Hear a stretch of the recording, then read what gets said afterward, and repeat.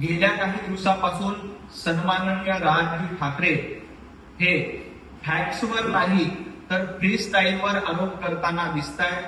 दुर्दैवानं उद्धवजी ठाकरे यांच्यासोबत बसून अशा पद्धतीचे आरोप करण्याची सवय कदाचित राज ठाकरे यांना लागलेली असेल. मला फक्त राजजी ठाकरे यांना एवढीच आठवण करून द्यायची आहे, बॉम्बेचं मुंबई असं नामांतर कुणी केलं होतं तर भारतीय जनता पार्टी आणि तत्कालीन युती सरकारनं केलं होतं.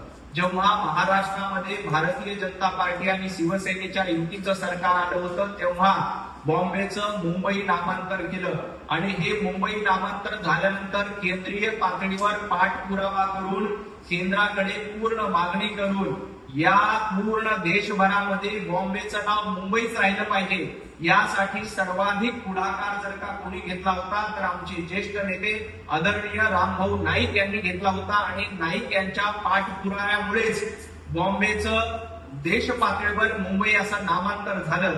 दुर्दैवानं हे फॅक्ट्स सन्माननीय राज ठाकरे विसरलेले आहेत. गेल्या काही दिवसांपासून उद्धवजी ठाकरे यांच्या बरोबर बसल्यामुळं जशी उद्धवजी ठाकरे यांना युटर्न घेण्याची सवय लागली अगदी तशाच पद्धतीनं युटर्न घेण्याची आणि फॅक्ट पासून दूर राहण्याची सवय राज ठाकरे यांना लागली का असा माझा सवाल आहे.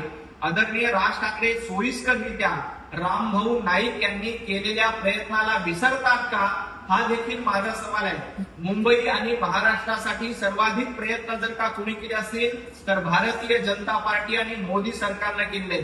आपल्याला माहिती आहे मुंबईमध्ये मेट्रो असेल, बुलेट ट्रेन असेल, याशिवाय कोस्टल रोड असेल किंवा वेगवेगळे प्रकल्प असतील हे कुणी आणले तर आदरणीय देवाभाऊंच्या नेतृत्वातील सरकारनं आलेले आहेत. आणि आता फक्त महापालिका निवडणुका डोळ्यासमोर ठेवून मुंबई महाराष्ट्रापासून तोडणार असा बाबुलबुवा निर्माण करण्याचा प्रयत्न काही विरोधक करतायत आणि दुर्दैवानं राज ठाकरे त्याला बळी पडताना दिसत आहेत. खरं तर मुंबई महाराष्ट्रापासून कोणीही तोडू शकत नाही. कुणाचाही बाप आला, बापाचा बाप आला तरी मुंबई महाराष्ट्रापासून तोडू शकत नाही.